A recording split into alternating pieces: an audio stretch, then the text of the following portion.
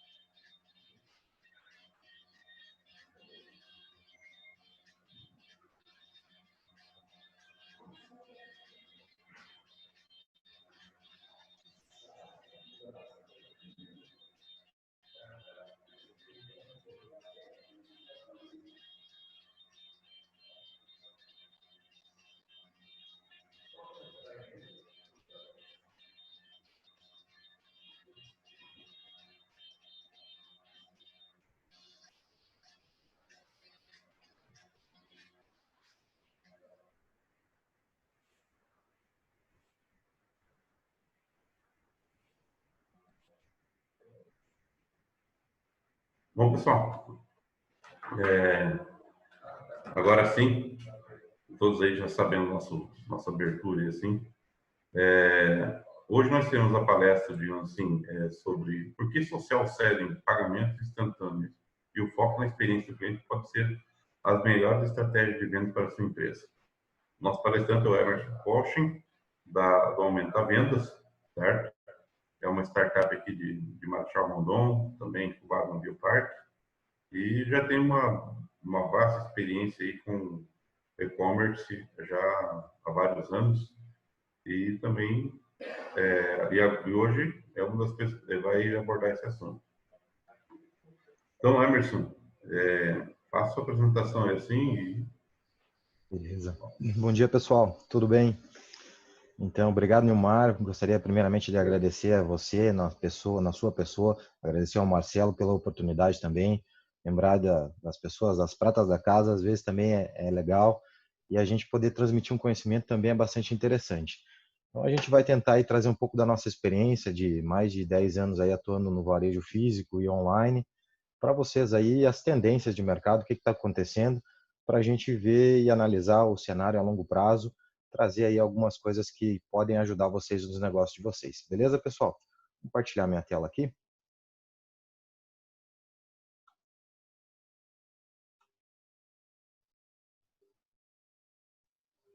Está vendo? Tá vendo, Nilmar? Beleza. Bom, pessoal, então, meu nome é Emerson Cochin, eu sou formado em administração pela Tabor College, atuo aí no varejo há mais de 10 anos. A gente tem um Aumenta Venda, que é a nossa startup. O foco do Aumenta Venda é realmente trazer o e-commerce para mais perto dos empresários. Por vezes eles acabam investindo em vários tipos de ferramenta que a longo prazo não dão certo e acabam somente desperdiçando dinheiro, quando poderiam estar fazendo uma coisa muito mais simples, com realmente uma empresa mais próxima deles, poderia trazer aí a venda em todos os grandes sites do Brasil. Mas isso é assunto para outra abordagem. Vamos falar hoje de social selling e de como isso pode ajudar o seu negócio. Tudo bem? Então, aqui é o que a gente vai falar, um breve roteiro do que a gente vai abordar nessa breve palestra aqui. Espero que em 30 minutinhos a gente esteja pronto para perguntas aí, pessoal. Então, primeiro a gente vai começar com uma analogia de gerações, porque entender cada uma das gerações é importante, cada uma delas tem um perfil de consumo e como isso é colocado no seu negócio. Aí a gente vai partir para a importância da autoridade. Criar autoridade é sempre importante para a empresa. A definição do ICP. O ICP para empresas de base de tecnologia é uma palavra já consolidada. No entanto, para empresas que não são da base tecnológica, por vezes é uma coisa muito vaga ainda. ICP é o Ideal Customer Profile, ou seja, o seu cliente ideal, para quem você realmente quer vender. Então, a criação de um funil para varejo físico, tendência de mercado, influencers e gatilhos mentais, junto com copywriting e como isso influencia o seu negócio. Tudo bem, pessoal? Então, por que social selling, pagamentos instantâneos e o foco na experiência do cliente devem ser estratégias para a sua empresa? Porque, primeiro, são coisas que realmente podem trazer uma abordagem muito diferente da abordagem atual. Vamos começar com um exemplo prático aqui, depois a gente falar da praticidade. Vamos primeiro analisar as gerações. Então, vamos falar aí das gerações para a gente contextualizar com uma analogia posterior. Então, a geração X, quem são os nascidos na geração X? Provavelmente o Nilmar se encaixa nessa geração X aqui. Então, de 1961 a 1980, tem hoje de 39 a 58 anos. Eles não são nativos digitais, ou seja, eles não nasceram com a tecnologia, eles tiveram que aprender. E por isso, por vezes, para esse tipo de geração, eu coloco uma analogia sempre com o meu pai, ele tem um pouco de resistência a essa mudança. Então, ele não gosta muito de aprender coisas novas, e o canal real para você atingir esse tipo de geração é o canal normal, é o canal que você tem hoje, o canal tradicional. Então, quando você fala desse tipo de geração, é mais ou menos nesse sentido que a gente coloca. O que eles viram, o que eles aprenderam. Então, eles nasceram com o computador, como eles aprendem de uma forma mais linear, eles têm uma tendência a não ser tão flexíveis, então isso a longo prazo acaba sendo um probleminha para eles, mas eles vão ter que superar esse passo também. Vamos partir para a geração Y, na qual eu me enquadro também. Então, nascidos de 1981 até 1995, eles têm uma característica, eles já nasceram com a tecnologia, eles já conseguem ter uma proximidade muito maior com isso, e eles já têm uma facilidade muito grande de inovar, porque como eles são acostumados já desde pequeno, então eles já entendem como isso funciona e como eles podem adaptar-se a este tipo de mercado. O que eles viram então? Eles nasceram, já existia o celular, eles viram a internet se tornar o que ela é hoje, eles viram realmente toda uma mudança do mundo muito rápido. Talvez esse pessoal viu até hoje o maior número de mudanças conscientemente. As outras gerações ainda estão em desenvolvimento. Então, eles têm uma tendência que eles gostam de aprender informalmente. Isso é uma tendência aí da educação também. Pouca gente está se atentando a isso, mas a educação formal ela vem decaindo a cada ano e a educação informal vem assumindo isso. Então, plataformas de cursos aí são todas Udemy, todas elas são exemplos clássicos disso, né, pessoal? É importante a gente se atentar a isso também. A geração Z, então a geração Z ela é agora, os novinhos aí, eles têm de 9 a 23 anos, eles são totalmente ligados no mobile, então eles já nasceram com o celular na mão, eles têm tecnologia correndo em suas veias, eles procuram muito os vídeos, então a minha geração ainda ela era disposta a ler um livro. Hoje, se você falar com esse pessoal, dificilmente eles estão dispostos a ler um artigo, ler um resumo nesse sentido. Eles vão sempre procurar um vídeo na internet de como fazer alguma coisa antes de procurar qualquer tipo de conhecimento formal. E isso torna-se um pouco perigoso às vezes, né? Porque a gente acaba encontrando muitas coisas que não tem base, não tem realmente um dado real por trás, que são pessoas de má fé aí fazendo propaganda de seus produtos. Como eles aprendem? Então, como eu falei antes, eles já têm a tecnologia nata, eles nasceram antenados, eles têm realmente essa predisposição por vídeos. Aqui a gente fala da geração alfa, vamos ser muito breve, eles estão hoje apenas com 9 anos, então é um pouco mais difícil você fazer um paralelo com esse tipo de pessoal, porque eles são muito novos ainda. Não existe nenhum estudo em relação a isso, de como eles se comportam, ou o que isso se coloca no seu tipo de parâmetro, ou como isso vai influenciar o seu consumo posteriormente. Então, pessoal, isso foi uma breve explicação, uma analogia de como as gerações e cada uma delas elas aprendem e como elas consomem conteúdo. Então, a geração alfa, existe uma grande preocupação que elas vêm consumindo muito conteúdo, elas estão se tornando ansiosas, elas estão se tornando pessoas que dependem de muita atenção, pessoas que a gente vai ter que ter algum tipo de atitude aí para a gente mudar e para a gente entender como esse pessoal vai realmente se desenvolver. Existe até um estudo que diz que esta geração, cada geração tinha um QI mais elevado que a outra. E essa geração talvez seja a primeira que tenha um QI de igual para igual com a anterior, ou ainda que ela esteja um pouco até abaixo, porque eles são muito dependentes dessa realidade vídeo e acabam deixando o pensar. Eles querem tudo pronto, e eles querem para ontem. E isso, para a gente que é empresário, para a gente que está nesse meio, analisar esses comportamentos são importantes e a gente precisa realmente colocar isso em prática. Então, isso foi uma breve analogia, pessoal, de como as gerações e quais são os reais conteúdos de cada uma delas. Então, a gente vai agora para a prática, né? O que está acontecendo no mundo, como isso influencia e o que isso tem a ver com a nossa realidade. Então, o primeiro ponto que a gente traz aqui, pessoal, que eu acho que é bastante interessante, vai mudar muito a realidade do empresário brasileiro, é os pagamentos instantâneos. Eu coloquei o WhatsApp aqui, mas posteriormente a gente vai falar do Pix também. O seu Zuckerberg, que é um cara muito inteligente e vem criando coisas novas, ele tentou fazer o seu próprio meio de pagamentos sem realmente a parte bancária. E aí veio, no Brasil, pelo menos, o Banco Central veio e falou, olha, vamos regulamentar isso aí, depois a gente vai ver se a gente vai liberar para você. Mas ele é muito esperto, então ele está tentando fazer essa transação, ele viu que o engajamento na sua ferramenta, que o WhatsApp hoje é uma das principais ferramentas de comunicação do mundo inteiro, e ele precisa utilizar isso para monetarizar. Então, o que ele vai fazer? Ele vai fazer, ele tem feito, né, transferências digitais, ele está disponibilizando. Eu vi uma notícia essa semana que ele está disponibilizando para o WhatsApp Business, é um botão onde vai permitir a sua loja, a criação de uma loja toda dentro do seu WhatsApp. Então, imagine que daqui a pouco nós vamos ter empreendedores de WhatsApp. E isso não é longe da nossa realidade. Isso já existe, isso já tem ferramentas conectadas e existem muita tecnologia por trás desse negócio. Então, nós mesmos na nossa empresa, no Aumenta Vendas, quando nós iniciamos 2 anos atrás, eu não usava o WhatsApp como ferramenta de prospecção. Hoje, o WhatsApp é a nossa principal forma de ferramenta de primeiro contato, primeira prospecção. Então, o WhatsApp ele é de suma importância, ele é muito menos invasivo do que propriamente os outros meios de comunicação, e isso dá uma vantagem muito legal para eles também. O Pix, então, o Pix é o meio de pagamento instantâneo regulamentarizado pelos próprios bancos.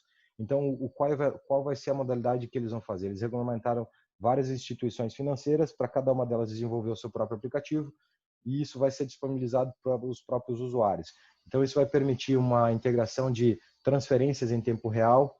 Isso tende a reduzir os nossos custos com maquininhas de cartão, com propriamente emissão de boleto. Eu acredito que dentro dos próximos anos a gente não vai ter mais boletos, porque se eu posso pagar instantaneamente, para que eu vou compensar um boleto que leva aí 2 dias, que um boleto ele pode ser fraudado, ele pode não ser pago. Então, se a gente tem modalidades que vão realmente trazer evolução para esse sentido, eu acredito que realmente é muito importante que nós, como empresários, estejamos dispostos a oferecer isso para os nossos clientes. Isso principalmente agora usando a analogia que eu fiz lá atrás para essa nova geração. Talvez para os consumidores da geração Y isso não seja, da geração X, isso não seja a realidade ou importante.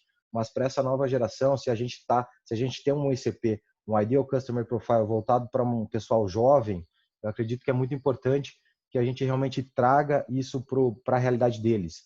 E o pagamento instantâneo para esse pessoal, ele é de suma importância e ele realmente traz uma vantagem competitiva para você em relação ao seu competidor, em relação ao seu concorrente. Beleza?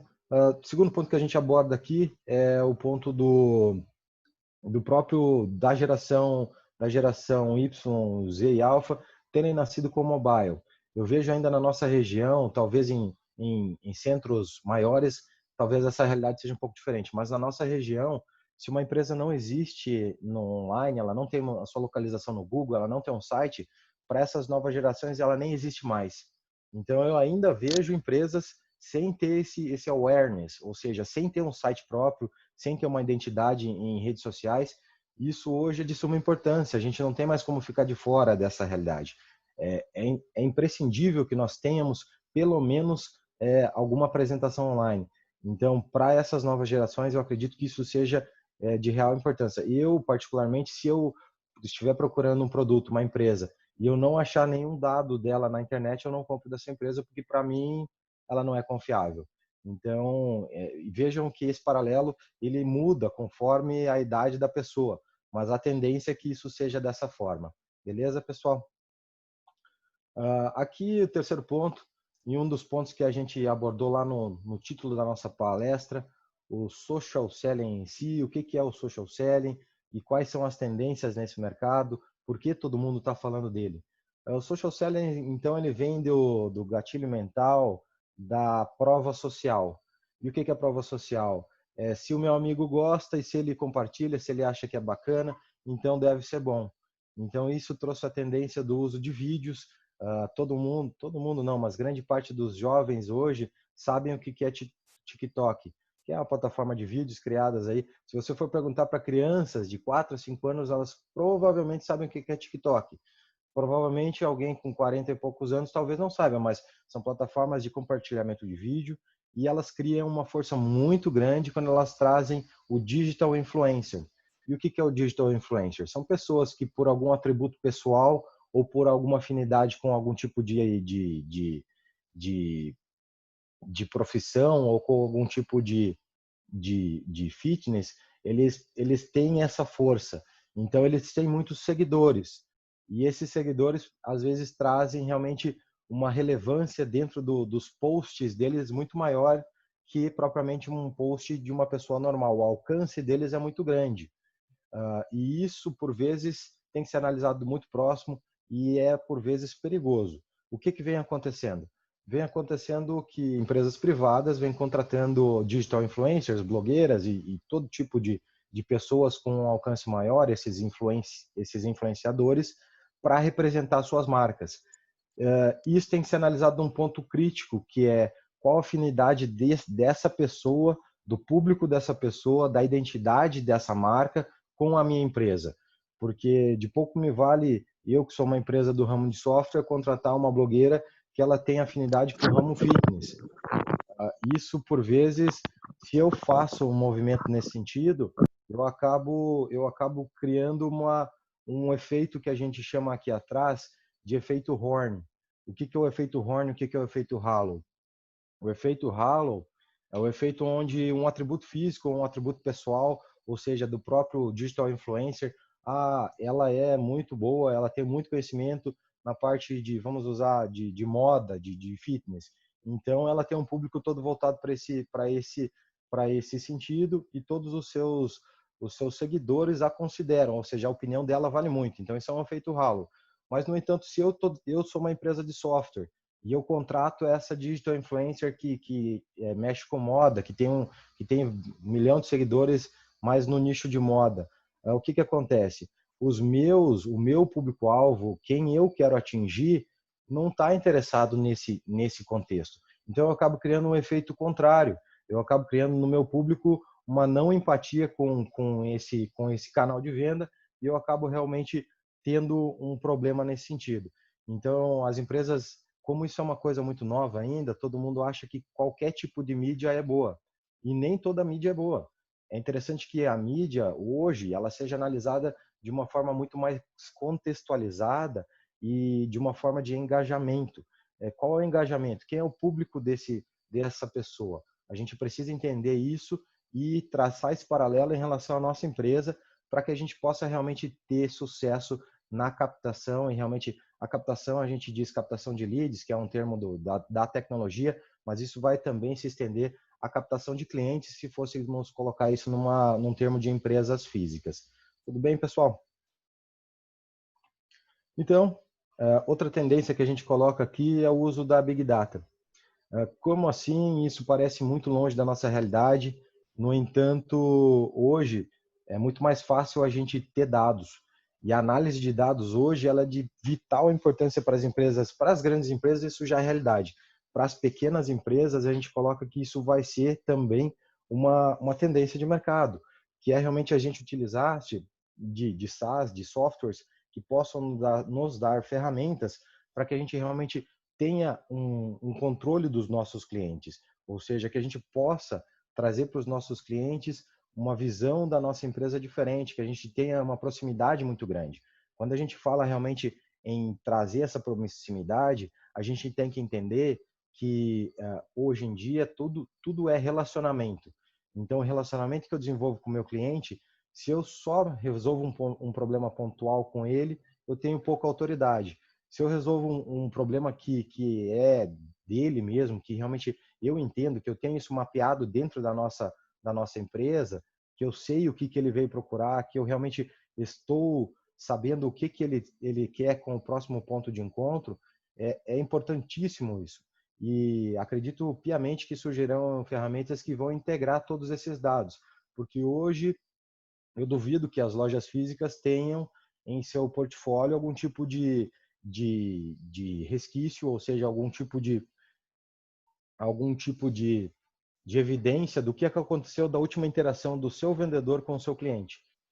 E qual é a importância disso? Isso é muito importante. Isso já acontece no varejo digital há anos e no varejo físico talvez ainda não se tem isso. O próprio vendedor sabe, mas e como é que você escala esse vendedor? Como é que você coloca esse vendedor, que é o teu melhor vendedor, para falar com 50 pessoas num dia? Por vezes é impossível. Então eu tenho que ter esse mapeamento e isso é uma tendência também no varejo físico, pessoal. Aí agora, falando um pouco mais, puxar a sardinha um pouco para o nosso lado, vamos falar de logística, né? Logística como diferencial competitivo, porque a gente coloca que realmente hoje o mundo é globalizado e a gente falando de vendas via redes sociais, digital influencers, a gente tem que estar preparado para vender não somente para o nosso público, mas vender também para o Brasil inteiro. E aí eu coloquei essa foto do Mercado Livre, né, que apareceu esses dias com uma frota aérea, e aí o pessoal vivia me perguntando, cara, você acha que é uma boa ideia a gente privatizar os Correios? É um ativo nacional? Isso não é um tiro no pé? Eu falo, cara, vende logo enquanto ele ainda vale alguma coisa, porque mais alguns anos e com o passivo trabalhista que existe por trás dos Correios, ele vai realmente ficar para trás. E os grandes e-commerces, eles vêm com soluções próprias. A gente não está nem falando de entrega via drone e nada disso que acontece já em teste nos Estados Unidos aí. Estamos falando da realidade brasileira. O Mercado Livre comprou então uma frota de aviões para fazer e agilizar suas próprias entregas. Então, isso é a força da tecnologia, é como realmente a inovação vem trazendo novos patamares para o ambiente do Brasil. Então, o que a gente pode fazer nesse sentido é realmente estar alinhado com isso. Mas a minha empresa nunca vai ter possibilidade de comprar uma frota de aviões. Não, tudo bem. Existem plataformas aí, frete fácil, todas elas que são integradores, que podem me ajudar a ter um frete muito mais competitivo e muito mais barato em relação aos nossos competidores. Então, eu acho que isso é bastante importante, principalmente para o pessoal que está iniciando suas operações aí com vendas sociais, vendas através de Instagram e tudo isso. A gente ter isso como diferencial é muito importante para a escala do nosso negócio, pessoal. Aqui é um ponto que a gente coloca também como muito importante, que é realmente a experiência do usuário. Então, a experiência do usuário, hoje em dia, ela é primordial. Você ter isso mapeado dentro da sua empresa, a gente coloca isso como Customer Success, né? E existem especialistas aqui da região, o Léo é um deles, a Customer X, tem várias empresas que realmente são referências aqui no mercado, mas aqui a gente vai dar uma breve introdução ao que é realmente o CS. Então, a gente ter o que é o CS? O CS é os pontos de contato que a gente tem com o nosso cliente. A gente realmente ter mapeado aonde a gente vai ter o contato com o nosso cliente, qual a disponibilidade de atendimento humano ou de chatbots na utilização desse processo, e a gente ter isso numa estrutura. Então, deixa eu ver se eu consigo dar um stop sharing aqui e colocar a nossa câmera. Aqui atrás, pessoal, vocês vão poder ver que a gente tem mapeado nossos customer layers, que é um dos nossos pontos de contato, aonde nós, Aumenta Vendas, temos os contatos com os nossos clientes. Então, esse é só um exemplo de pontos de contato que a gente pode ter realmente com os nossos clientes, e ter isso mapeado é muito importante, porque às vezes a gente está no onboarding de um cliente e a gente não tá tendo a visão de longo prazo. Então, o que eu faço quando eu coloco um cliente para dentro do nosso software? O primeiro passo é agendar uma reunião de treinamento, uma reunião de onboarding. O segundo passo é, dali uma semana, fazer um call com ele para ver se ele realmente está tendo uma boa experiência, se ele está tendo alguma dúvida.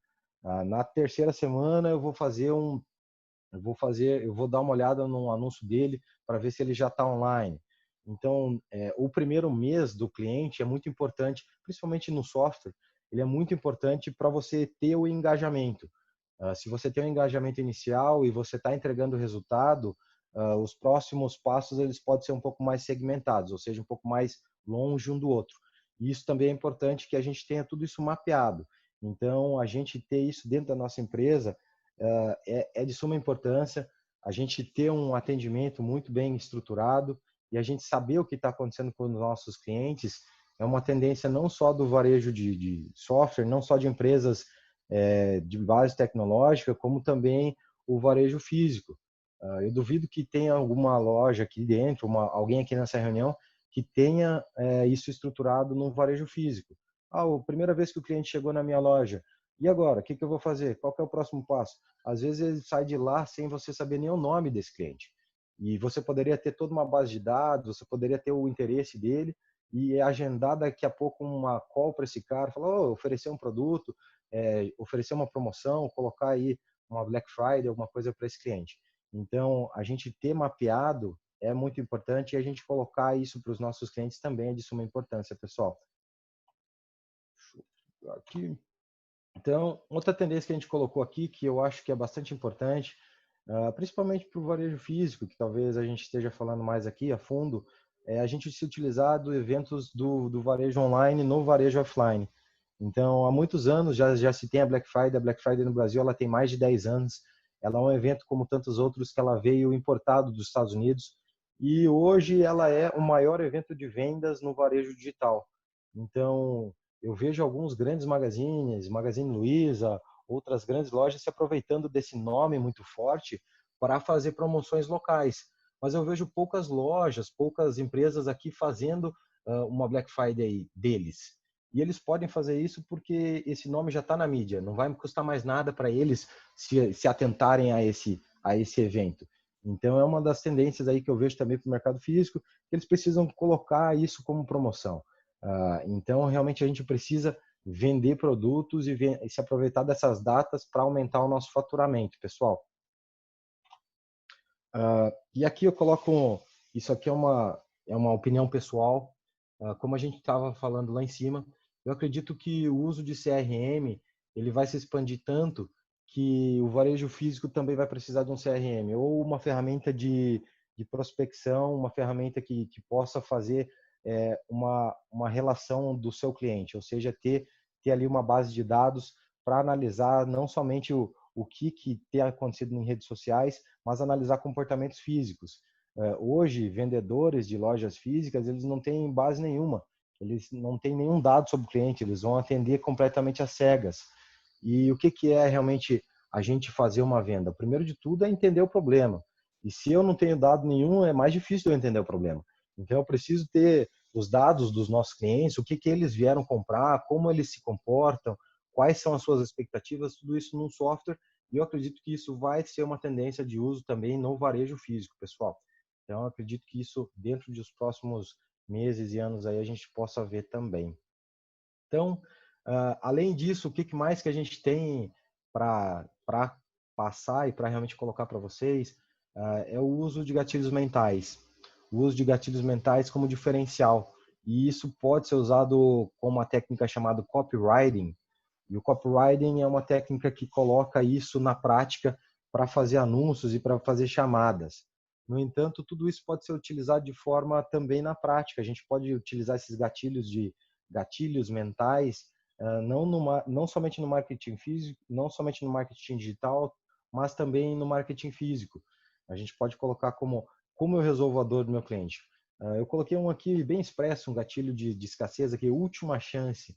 Quando você vê algo chamado assim, última chance, olha, promoção só hoje, é esse pessoal tentando explorar essa dor, tentando criar realmente esse processo dentro da cabeça de vocês, que coloque isso, que leve vocês a tomarem uma atitude. Então, isso também é bastante importante que a gente tenha na nossa comunicação das nossas empresas, esse copywriting. E isso são técnicas que, aqui são somente alguns exemplos, né, que a gente colocou somente para explicitar isso, mas somente são alguns exemplos do que essas técnicas podem fazer pela nossa empresa. por vezes a gente acha que um texto bem escrito, ele é um texto que ele tem toda a formalidade do português clássico. No entanto, a gente falando de vendas, a gente falando de como eu chamo a atenção do meu cliente, técnicas como o copy são muito mais importantes que propriamente a formalidade do português. Então, isso são coisas que a gente pode se atentar aqui. E aqui a gente pode colocar a prova social também. A prova social é o gatilho mental que a gente estava falando, que é o dos próprios digital influencers, né? Eles têm a aprovação social dos seus seguidores, isso traz para eles autoridade. Mas é só isso que cria autoridade? Não, pessoal. Vamos falar de vendas, então. Hoje, quando a gente vai vender alguma coisa e eu vou fazer uma ligação para um outbound é uma ligação, uma cold call, ou seja, uma ligação para um cliente que eu nunca falei. Eu estou ligando para um cliente aleatório de uma base, eu somente sei que ele tem o perfil ideal para ser o meu cliente. Ele é uma loja de brinquedos de Cascavel. Então eu vou ligar para ele, primeira coisa que eu vou fazer, eu vou entender o problema dele. Eu não vou estar vendendo nada para ele num primeiro momento. Eu vou entender a operação dele, eu vou entender se ele está no momento de se tornar meu cliente. Se ele não estiver no momento de se tornar meu cliente, se ele não tem o problema que eu resolvo, eu vou ter que criar esse problema para ele, não no sentido de criar o problema, mas no sentido de apresentar. Então eu preciso educar esse cliente, eu preciso entregar antes de eu colocar uma reunião de vendas, uma reunião de colocar ele no nosso CRM, eu preciso fazer ele entender o quanto ele pode vender online e para isso ele precisa da nossa ferramenta. Como eu faço isso? Então eu vou entregar para ele um e-book, onde a gente vai colocar quais são as vantagens, como ele pode fazer isso. Eu vou estar sempre entregando um conteúdo relevante para ele antes de propriamente estar vendendo qualquer coisa. Vejam, eu estou aqui já entregando muito conteúdo, estou entregando muita coisa para essa pessoa sem pedir nada em troca. E aí ele vai me dar provavelmente essa abertura, se ele tiver interessado no futuro, de fazer uma reunião de vendas muito mais que tenha uma probabilidade muito maior de ter a conversão. Mas num primeiro momento, qual que é o negócio? É a gente entender o problema, entender, entregar antes de vender, sempre. Beleza, pessoal? E aqui, por último, a gente diz, né, como eu falei lá atrás, que a gente precisa estar atento aos dados. Isso não só no varejo online, como principalmente no físico, a gente entender realmente que a unificação dos canais é uma tendência, a gente precisa estar alinhado, todas as ferramentas das quais a gente usa precisam ter uma interconectividade de dados, e principalmente dados de clientes. O que esse cliente espera? Qual que é a necessidade? Como eu atinjo o cliente? Cada cliente tem uma necessidade diferente. A gente está atento a como eu devo vender para esse cliente é muito importante. Então, isso é realmente o que a gente pode fazer e como realmente a gente pode trazer novidades aí para o nosso segmento, pessoal.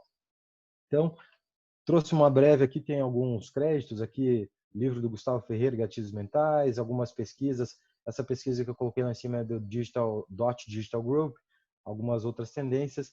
Aqui eu tenho os meus contatos, pessoal, se alguém tiver interesse em entrar em contato comigo e realmente conversar mais sobre propriamente digital influencer, economia digital, vendas online e tudo que isso se relaciona, a gente está à disposição. Gostaria de agradecer novamente a oportunidade aí, Nilmar, e a todo o Iguaçu IT, Jadson, que eu vi que chegou agora também, Marcelo, que vem há anos aí coordenando o projeto. E agradecer a vocês e deixo aberto a perguntas aí para que vocês possam também, se tiverem alguma, fazê-la. Beleza? Beleza, então, obrigado, Emerson. Estamos abertos a perguntas aí. Alguém já quer falar? Eu tenho uma, se eu puder. Beleza. Claro. Bom dia a todo mundo aí, pessoal. Bom dia, Emerson. Parabéns aí pela jornada. Você é um dos resistentes aí do e-commerce, tá? Acompanho você já há um tempo. Parabéns aí pela pivotada do negócio e o caminho que vocês estão tomando, eu acho que tem muito sentido. Eu queria perguntar sobre o social commerce influencers, né? Eu tenho visto bem recente aí algumas ondas de usar influencers e o chamado, eu acho que eles estão chamando de live commerce, né? e dentro de lives de influencers, fazer a venda lá dentro com uma plataforma que empodera isso e tal. E eu tenho visto algumas pessoas comentarem sobre isso, mas acho que isso começou na Ásia, né? Eu tenho visto algumas pessoas comentarem, mas não vi ninguém implementar nada no Brasil, assim, em termos de plataforma ou um recurso mais automatizado. O pessoal tem usado muito na mão mesmo, na gambiarra, né? Vai lá e faz um anúncio, cria um cupom e usa o tráfego do influencer para fazer a compra. Vocês têm feito alguma coisa? Já tem alguma coisa no roadmap ou tem pesquisado mais a fundo como vocês poderiam integrar isso na plataforma do Aumenta a Venda? Nós estamos desenvolvendo algumas features para isso, né, Jadson? Como você disse, o social commerce ele vem sendo utilizado há muito tempo, mas em outros países ele é utilizado de forma diferente. No Brasil, nós temos o perigo ainda que nós somos muito novos nesse segmento e eu vejo ainda que tem muita gente tem algum erro nesse sentido. Porque o que acontece? Eles estão contratando influencers que não tem o perfil de venda que eles querem. Então, eu estou contratando o Felipe Neto para vender software. Não tem nada a ver uma coisa com a outra, entende? Então, o pessoal ainda é muito cru nesse negócio. A gente está pensando em como a gente vai automatizar isso dentro do próprio Aumenta a Venda e como a gente vai entregar uma coisa que faça sentido para os nossos usuários, né? Para que a gente possa realmente ter um produto escalável nesse processo. Não é uma coisa tão fácil, tão simples de se fazer, porque é venda, né? Eu preciso vender para alguém que tem um gatilho de venda, uma prova social já consolidada. No entanto, eu preciso escolher muito bem o que eu vou vender para essa pessoa, porque se eu vender alguma coisa que não faça sentido para essa empresa, por vezes eu volto lá na palestra, a gente falou do efeito Halo, né? Do efeito Halo e do efeito Horn. Então eu acabo criando o efeito Horn, que seja eu criar uma antipatia em relação a esse digital influencer, porque ele representa uma coisa da qual o meu produto não faz sentido, entende?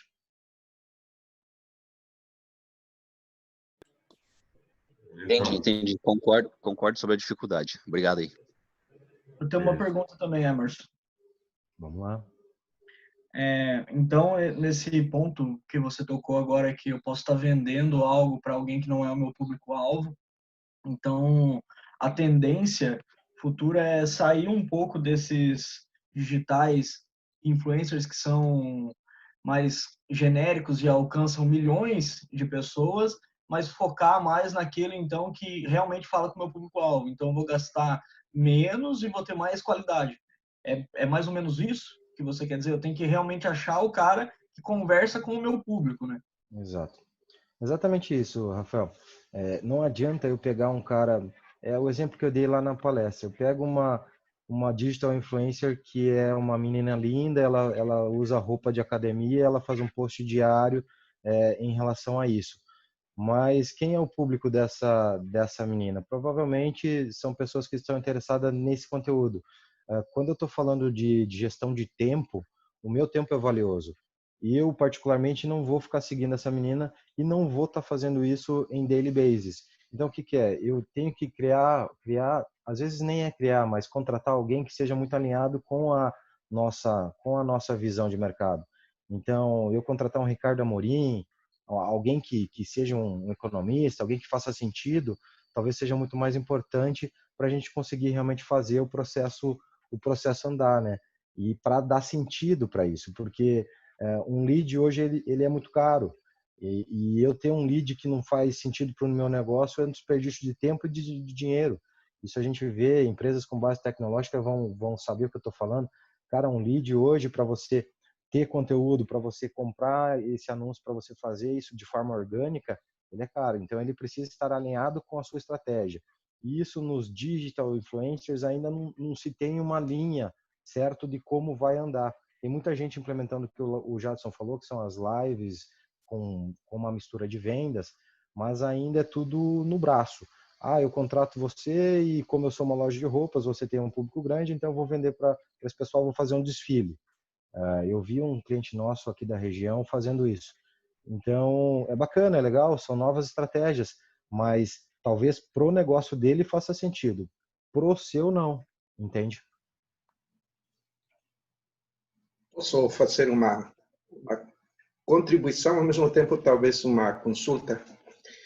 Eu acho que as vendas, né, tem que ser trabalhado num ponto de vista sistêmico, porque de maneira geral toda venda, né, passa por questões técnicas, né, passa por questões econômicas, né, tanto do vendedor quanto do comprador, do consumidor, né, passa por questões financeiras, aí também podemos colocar a questão jurídico-legal, né, a questão da saúde, segurança, a questão ambiental, né, questão ambiental da questão das embalagens, né, logística reversa, economia circular, se tem todo o contexto lá, né, a questão social, a questão cultural, né, a questão como se chama isso, a questão política também faz parte desse processo. Assim, é um universo de situações que tem que ser levados em conta. E, às vezes, eu tenho acompanhado muito isso pelas falas, se faz muito prevalecer a questão, entre aspas, imediatista, relacionada com somente querer vender o produto, esquecendo talvez ou deixando de lado aqueles outros elementos que também são essenciais nesse processo, né? E então, como é que você enxerga isso? Porque... Eu acho que, professor, obrigado pela pergunta. Eu acredito que antes da gente vender qualquer produto, conforme nós falamos na nossa palestra, nós temos que entregar alguma coisa. Não existe eu chegar e vender algo para você sem você ter um interesse nessa venda. Então, o que acontece na venda online hoje e na venda de software, principalmente, que é mais evidente? Você entrega conteúdo, você entrega um e-book para o cara, você entrega vários posts relevantes, um blog. Para uma empresa hoje ter autoridade, é interessante que ela tenha um blog, que ela transmita conhecimento para os seus associados e para os seus consumidores, e que realmente ela se torne autoridade. Antes de tudo, eu preciso criar autoridade. Eu preciso ter autoridade como empresa para que eu possa estar apto para você confiar em mim como cliente. Então, é isso que a gente coloca. Eu preciso realmente analisar toda essa questão financeira e se realmente o ICP, o Ideal Customer Profile, para quem eu estou vendendo, faz sentido para a minha empresa. Porque não adianta eu querer vender um motor para quem anda de carroça. Não faz sentido. Então, eu preciso entender, antes de entender também o mercado, eu preciso entender o cliente. Entender o cliente hoje é primordial e ter isso numa base de dados é ainda mais importante, né? Então, são algumas poucas coisas que a gente pode contribuir aí. Obrigado pela pergunta, professor. Beleza, então, Emerson. A gente vê assim que hoje assim, o consumidor está sendo bombardeado com informações de todos os lados, né? Acho que a efetividade de qualquer ação de propaganda e marketing às vezes se torna cada vez mais difícil, né, de você conquistar o cliente investindo nessas ações. O que você acredita que vai acontecer futuramente com esse volume de informação sobre o consumidor? Ele não vai ficar, digamos assim, nós vamos ficar, tem um termo assim, que não me veio à mente agora, mas não vai ficar assim, cheio de informação, com muita informação, e assim, o efeito do anúncio vai acabar, dos anúncios, dessas ações todas vai acabar diminuindo. Eu entendo o seguinte, Neymar, e isso ficou muito mais evidente. Eu não gosto de falar de pandemia, mas isso ficou muito mais evidente com a pandemia. Com a pandemia, a gente se tornou muito mais digital, a gente passa muito mais tempo online, a gente passa muito mais tempo na frente de um computador, e acabou que eu mesmo hoje, eu controlo meu tempo de rede social, eu controlo meu tempo de outros sentidos. Então, o que vai acabar ocorrendo? Você vai propriamente por si limitar os seus interesses. Hoje, se é para mim seguir tal X menina numa rede social, se não é do meu interesse, não vou fazer. Então, você segue realmente os seus próprios interesses da sua empresa, e isso que vai realmente tornar esse mercado, eu acredito, que cada vez mais a gente vai ter influências e outros nichos de perguntas e outros nichos de propaganda é muito mais voltadas para um certo público. E isso é interessante para quem faz, interessante para quem está vendo também, porque se eu tenho um anúncio muito genérico, eu acabo traindo pessoas que não têm fit com o meu negócio. E todo anúncio custa dinheiro, toda campanha custa dinheiro. Então, a gente fazer isso de uma forma segmentada é muito interessante no nosso ponto de vista, e eu acredito realmente que seja de suma importância para as empresas estarem voltadas para esse negócio no futuro, entende? Agora eu lembrei da palavra saturação, que eu queria usar no termo. O mercado saturado. Não, cada vez mais, saturação de informação, né? Às vezes os anúncios, muitos anúncios, muito conteúdo, né? É que aquela coisa, né? Vamos colocar o copy no negócio de novo. O que é o copy? É você escrever comercialmente, escrever em termos de venda. Então, eu tenho que estar sempre escrevendo uma venda para o meu cliente. Então, o que é a venda hoje? Tudo são vendas. No entanto, a gente, por vezes, não vê isso. O Facebook é de graça, o Instagram é de graça. Cara, você é o produto lá. Você é o produto nesses canais de venda. Mas como assim é o seu produto? Eles pegam os seus dados, vendem para outras empresas e você tem isso tudo sem você saber. Eles analisam o teu comportamento e te vendem coisas. Então, tudo são vendas hoje. Eu acredito que isso é o universo no futuro. Tudo são vendas e a gente vai ter que aprender a criar um relacionamento. A chave da venda no futuro é relacionamento com o cliente. Qual é a sua conexão com o seu cliente? Por isso que esses influencers ainda vendem bastante. Porque eles têm um relacionamento, eles criam posts diários, eles respondem perguntas, eles basicamente se tornam amigos do cliente. E é isso que são vendas no futuro. Sim, mas alguém quer tirar alguma dúvida, uma pergunta, uma colocação?